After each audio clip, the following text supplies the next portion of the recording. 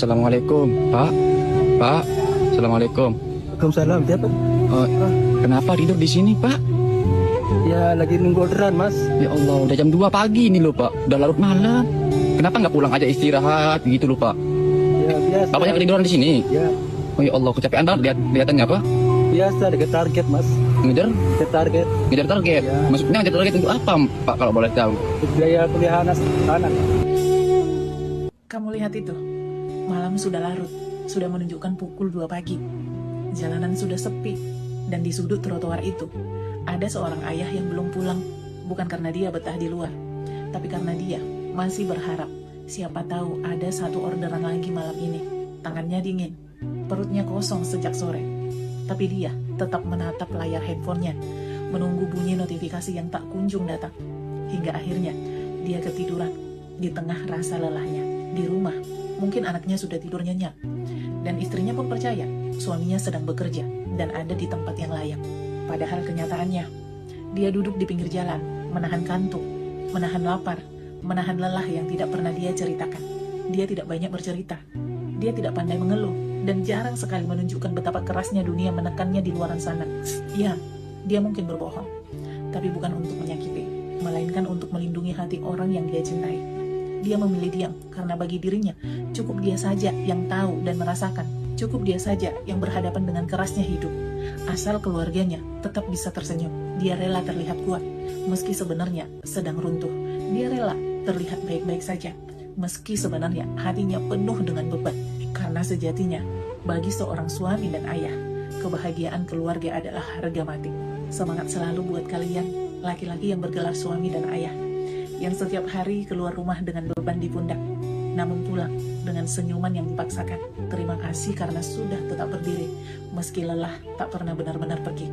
Terima kasih karena sudah mengorbankan waktu, tenaga, bahkan diri kalian sendiri, demi anak-anak, istri dan keluarga di rumah. Mungkin dunia tidak selalu melihat perjuanganmu, tapi percayalah, tiap tetes lelah itu tidak akan pernah sia-sia. Kalian hebat, bukan karena kalian tidak pernah jatuh, tapi karena kalian selalu memilih untuk bangkit demi mereka yang kalian cintai. Semangat buat para pejuang keluarga.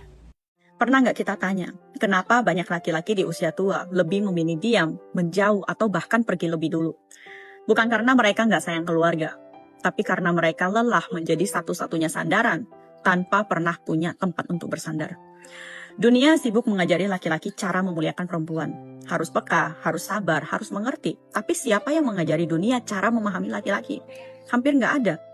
Laki-laki dididik untuk jadi baja. Kalau capek diam. Kalau hancur, nyari kopi atau ngerokok sendirian di teras sambil liatin langit. Karena kalau mereka mengeluh sedikit saja, labelnya cuma satu, lemah. Ibu-ibu, coba dengar ini. Dunia punya banyak hari spesial buat perempuan. Ada hari ibu, hari perempuan, hingga kejutan-kejutan kecil.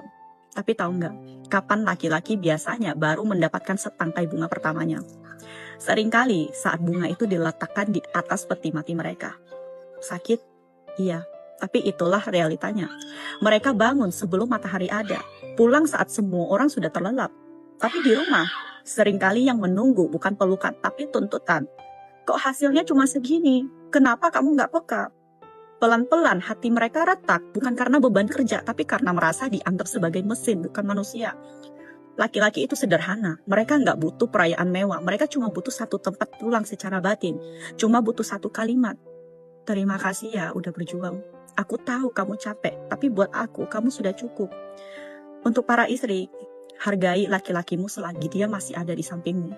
Dan untuk para suami yang nonton ini, saya tahu pundakmu berat, kamu sudah melakukan yang terbaik. Kamu manusia, kamu boleh lelah. Gue kasih tahu ya buat kalian semua ya. Nih dengerin baik-baik nih. Kalau mak kalian manggil, atau nyuruhin sholat, atau nyuruhin apapun deh, jangan gak lu sautin. Beneran lo. Kalau mak lu manggil, sautin. Iya mak, apa mak gitu. Jangan lagi asik main game, mak lu manggil gak disautin. Ini bukan apa-apa ya. Ada nanti di mana masanya kalian manggil mak kalian gak bakal nyautin lagi. Bukan karena marah, bukan karena benci sama kalian, enggak. kalian manggil mak kalian nggak disautin lagi sama emaknya. Serius bro. Kalian nggak percaya? Nih gue kasih tahu ya sama kalian. Assalamualaikum mak. Mak, adek mak. Adek kangen sama mak mak. Mak lagi apa? Mak, tuh bener kan? Gak disautin. Jangan sampai bro. Ada masanya lu manggil emak lu gak disautin lagi.